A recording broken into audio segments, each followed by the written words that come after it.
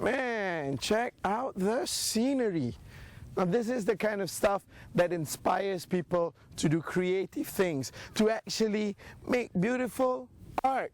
It doesn't matter if art is something you draw, paint, you capture, or even if it's in the form of songs. Well, speaking of songs, our guest for today is someone who has created a name for himself, creating beautiful art through song, especially folk songs. Well, he's the first snake that we'll be introducing to you in this series, where we introduce to you a series of successful people born in the year of the snake. His name is Azmyl Yunor. My name is Syed Fradina Omar, and you are watching In Person.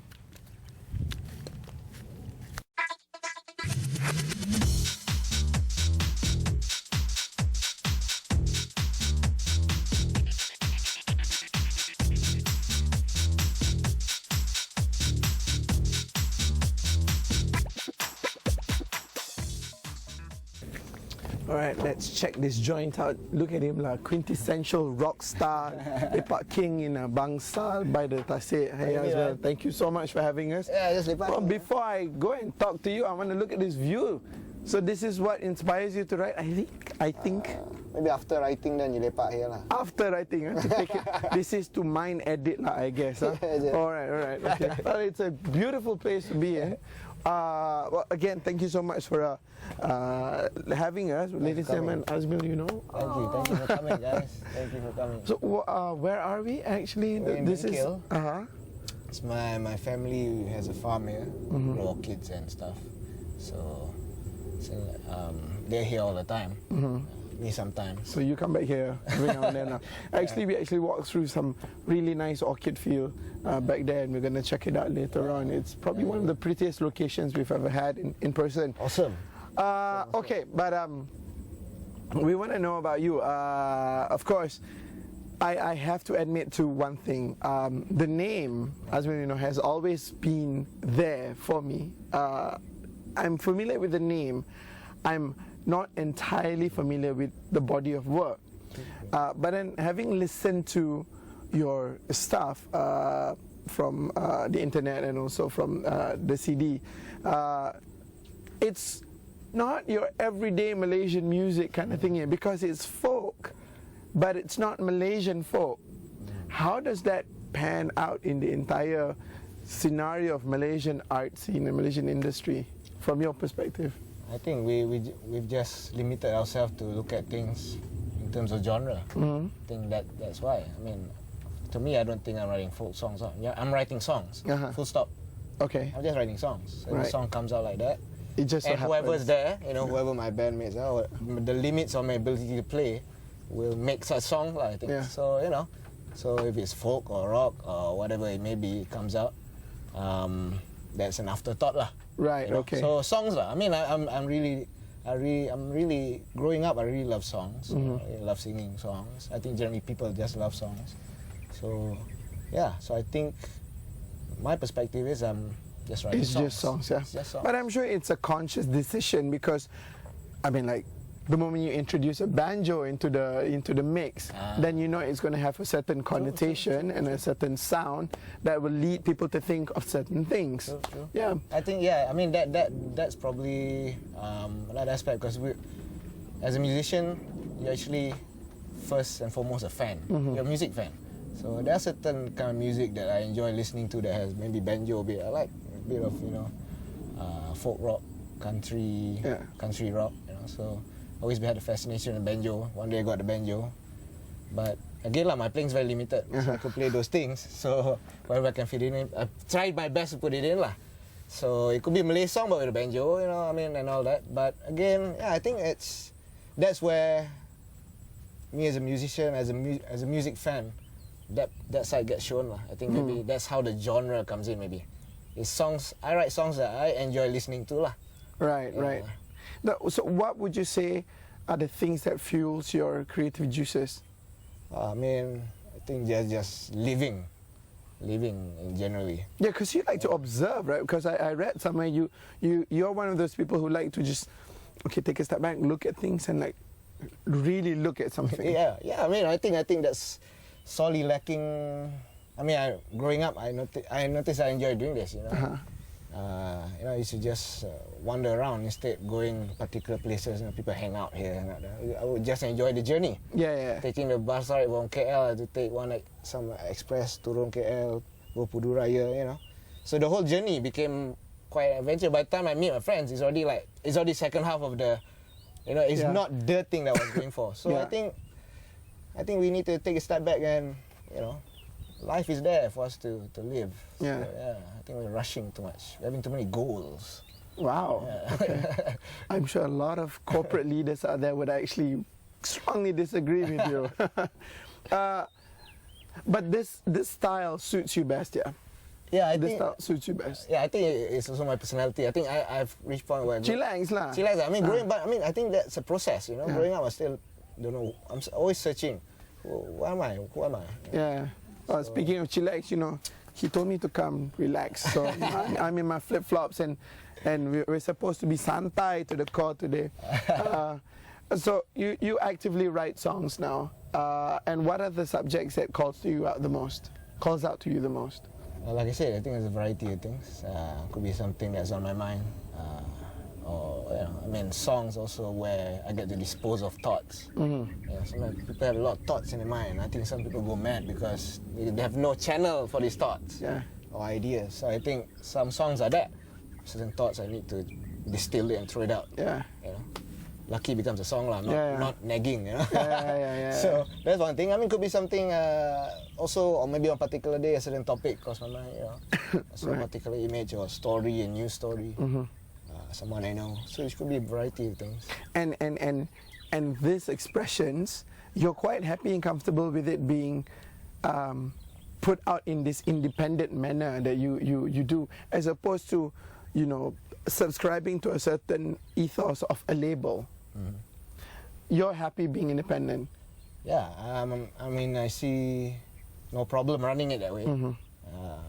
Plus, it wasn't. But labels where the money is. And that's what most musicians would actually take into serious consideration. I think a lot of people, when they play music, they reflect, what can I offer the industry? Then you fit yourself to fit there.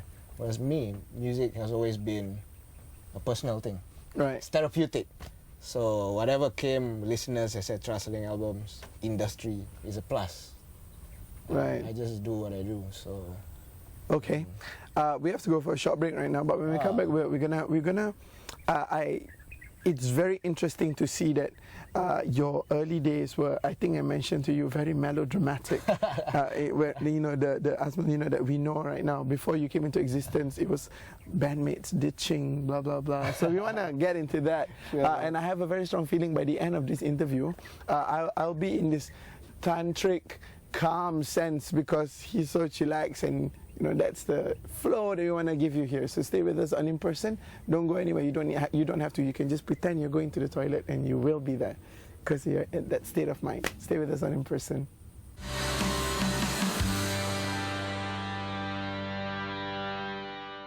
What's stopping us from getting acquainted in this big city of endless? Okay, we're back and we are here with Azmyl. So this is by far, I think, the prettiest location we've ever had for In Person. Yeah, this is the Hexagon Green Farm in Dengkil, man. Yeah. And this is what your parents do, yeah? My parents do this, yeah. And it's a family thing too. Yeah. It's a commercial orchid farm. Yep.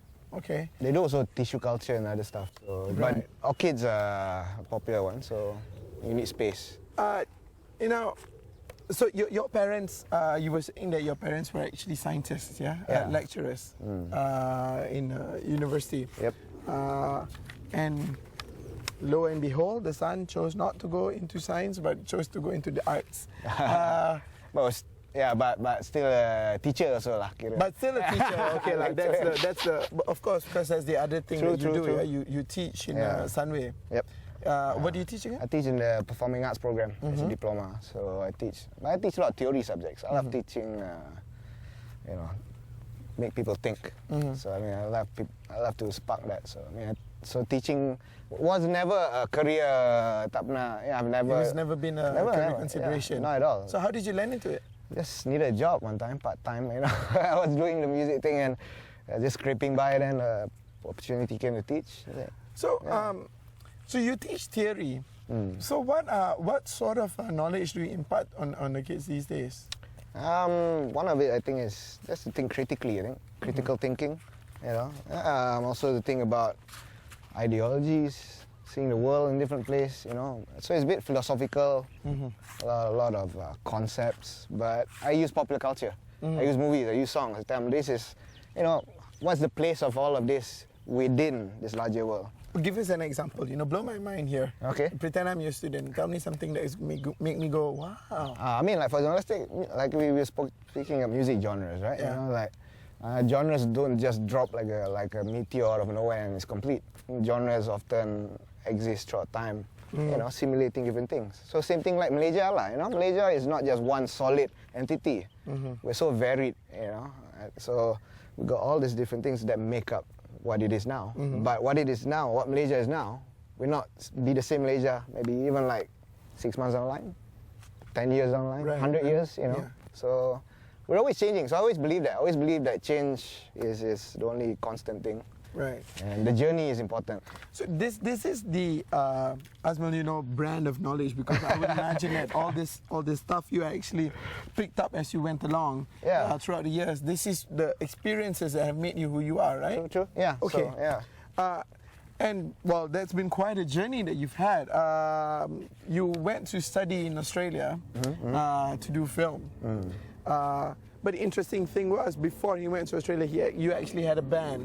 I had a band. And you actually had to detach yourself from the band. And they found a replacement. I mean, that's not another thing. That's not another. But I became a fan of that band too. Right. And we became good friends again. That's not what the write-up says. The write-up says you were depressed and you were feeling dejected because they found a replacement. People love drama, you know. Sadly, life is a lot more mundane than that, more drawn out. But yeah, I mean, but they are key. I think key parts of your life growing up, Of course, learning, and you know. And like I said, I mean, people say, oh, you like the whole solo thing, guitar troubadour thing. I say, no, I mean, because I didn't have a band, I was alone. What am I going to do? Sit around? I know people Play just different instruments at the same time. That's too tiring, too much work. I don't want to do that. So you know, so I just picked up the guitar. I mean, that's all you need. All you need is a guitar, a singing voice, and hopefully stay in key. That's about it, man. Hopefully stay in key. Yeah. You put hope in music. That's cool. Hope's important. Okay, but was that the if I could call it, the birth of your songwriting career? Yeah, you could say, I mean, career lah. You know, that's when I started, I realized I got a bunch of songs. What do you do with songs? Oh, albums, okay. So you fit songs in albums. So then I got to know, the DIY, the punk way of doing it, making it your own. So Tell us about this punk way. I mean, it's an ethos. I mean, doing it yourself, DIY. I mean, if you look at punk subculture, it's all about empowerment. Yeah. And, doing things for yourself, you know. So that was when things sparked in me. It's like, why wait for label? You can do it yourself. Why not learn? It's learning. People sign up courses, do business, learn about business, right? Yeah. Start on your own label. That's a degree there. Right, of the course. experiences you go through, So I think, for me at least, I think my learning pattern is I got to do it. Then I'll learn. I can't just sit around. So when you did that first time round that you did it, you actually, it was A to Z. You wrote, you recorded it yourself, you played the instrument. Yeah. So it was a case of, I would imagine, run, press record, come back. Yeah. Hey, it wasn't even a big recorder. It was just a really small cassette recorder. That's why, they call my stuff lo-fi. Lo-fi is also quite a genre of the 90s, so because it was all analog cassette. Yeah. And my friends gave me some albums, and I said like, well, this sounds terrible, but the song is great. Some of these American bands from the lo-fi scene. Yeah. So then I was thinking, I've been doing that. Yeah. I guess, okay, I'll release. Because money does not beget talent. Because sometimes you just have the talent, but you don't have the resources and the means to make a polished version of something. True. But it doesn't mean that the quality of the initial work is not good, right? True. So that's an ethos, one of the ethos. That you live by. Okay. And whatever you do, you sustain the next work. And I think for me the greatest gift is connecting, meeting other people. Through songs. Hey, people say I like stuff. Then you get to know them, or you meet other musicians. And you realize there's this whole community who's there. All this time you didn't realize they were there, and you feel not so alone. Not so alone. That's so brilliant. Yeah. That's one of the brilliant bits. So I mean, this lo-fi sub-genre. It's from, I think, a sub-genre of punk, whatever, all these different kind of sub-genres. So a friend introduced me some of these songs. And dengar same thing lah. First time I said, wow. It was liberating to know that you could actually release songs. The song is legitimate regardless of how fidelity. I mean, you don't make it sound terrible. You don't on purpose make it terrible, because if a song's got melody, you want to make it melody come out. Yeah. Unless you're purposely making a noise song. Yeah. So, but then once you receive validation that such a thing exists, you whipped out lah whatever kerusi, kotak, all sit down, go and record je lah. Whenever it came, the song arrives, you gotta capture it. Yeah. Cool. But which is your favorite part of this entire process? Is it the doing or is it the sharing of music? Sharing is a big part, I think, but it's not the only thing I enjoy doing. I think it's the germination of a song that I really enjoy. When it just arrives, I got this chord. Wow, that's a nice melody. What do I do now? Okay, think of words. It's the spine tingling moments lah. Best. Yeah, then you might not realize within like a song, let's say you write one in 5 minutes, 10 minutes. Right. 10 minutes ago there was nothing. Suddenly here's the melody, the song, the story. Yeah. It's a living thing. So, songs outlive its writers, correct? Not? Correct. So yes. I'm sure Michael Jackson would agree to that. Yeah. Okay, we have to go for another short break right now. When we come back, more inspirational stuff for it, because I'm getting goosebumps listening and taking this all in. So stay with us on In Person.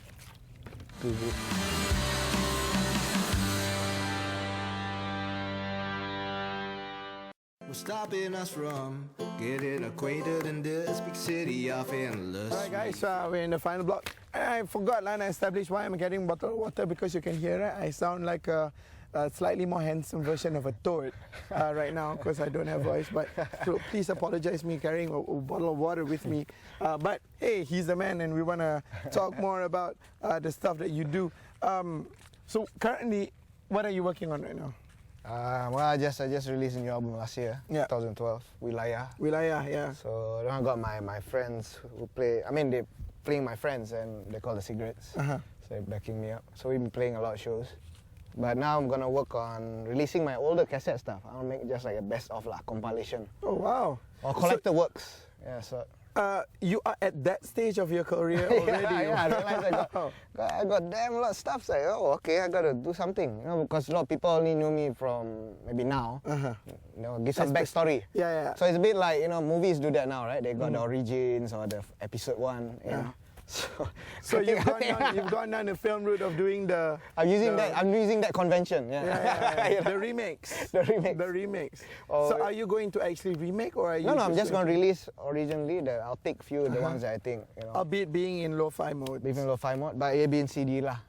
Clean it up a bit digitally. I'm also working on my other band projects. Got a band called the Maharaja Commission. We toured with an American band last year around Malaysia. First time they ever been in this part of the world. So it was quite interesting. Yeah, it must have been. Showing them around. So, and I'm also trying to finish up songs for my next CD. What sort of, speaking of American bands and touring, what sort of experience do you have that you cherish the most about going out there and sharing your music with people?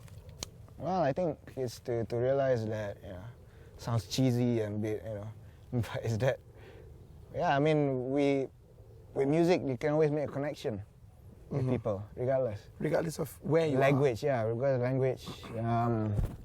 Played once in Korea, they couldn't, English was a barrier. Of course, yeah. So, but through the songs, they got something. Yeah, well, yes, English was a barrier, but, when they listen to... Alang Alang, for example. It's an English song suddenly with a quintessential Malay chorus. Yeah, true. Maybe the sentiments come through, I don't know, maybe the intonation. It's K-pop lah. We don't know what K-pop means, but then we still sing it. True. Other people sing it, I don't. Yeah, but it's the music and the melody that really transcends the barriers, right? Okay. And I think some instrumental music also. I like instrumental music, some bands. And, I think, again, it's not as direct, influences. People say like, oh, but you write songs with words. Why do you listen to instrumental music? Whatever works. I can say same thing. Why do you play golf? You're not a professional golfer. Why don't you go back to the office or something? So these things are never linked. The things we do, we just do. Could be, some. So that means, you know, when you write a song and there's a story to tell, you don't particularly write it for certain people, because then that would denote the style you write the song in and the language that you use. But it's writing for your own purposes and sharing it in general. Yeah, I think that's pretty much my modus operandi. You know, I write for myself lah, first and foremost. So I'm my biggest critic lah. Okay. You know, so Sure. many. Yeah, Are you yeah. sure you're your biggest critic? Because you say at the end of the day, after writing a song, you go and lepak in a bangsal by the... Oh, yeah. I mean, by the probably, thingy. but maybe you know, my critiquing takes a lot of energy out, even though it's very subtle. So you need to unwind sometimes. But I think, you know, again, I'm not saying that, you know, I don't care or anything. You know, people might come off as this guy chincai, just doing this. But no, it's not that. I mean, it's an art form, and I enjoy doing it. And the art form also is meaningful to share with people, and it's performative. It's a song, you know. If I got into painting, then I wouldn't be, you know, singing. I'll be having exhibitions. Correct. Yeah. So I think it's.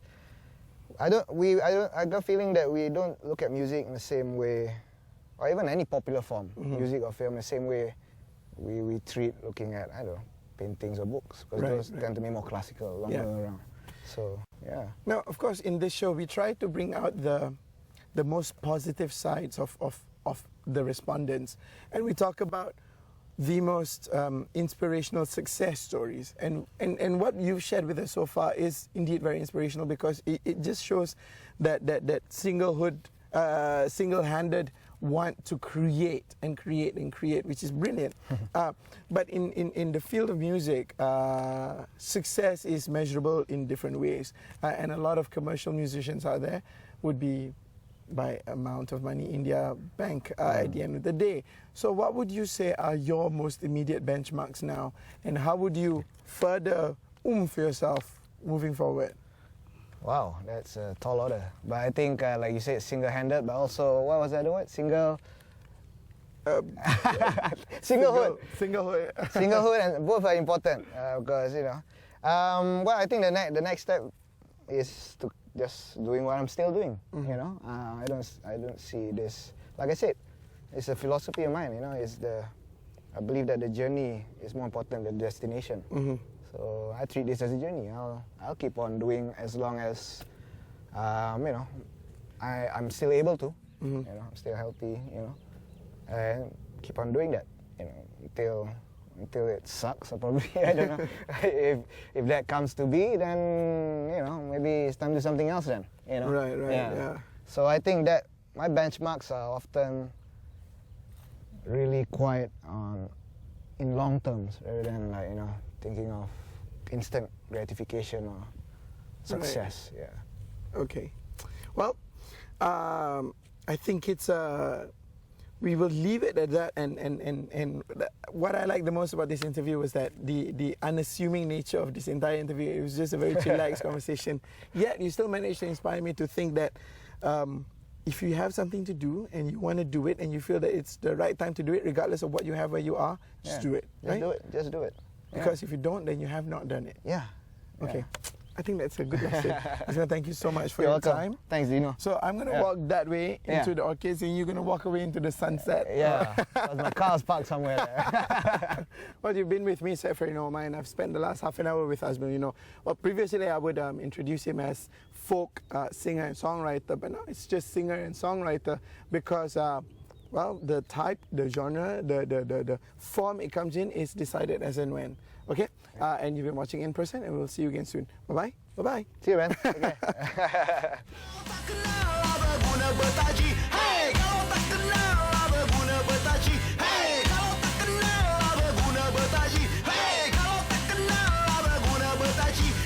Hidup sampai 100, minum kopi.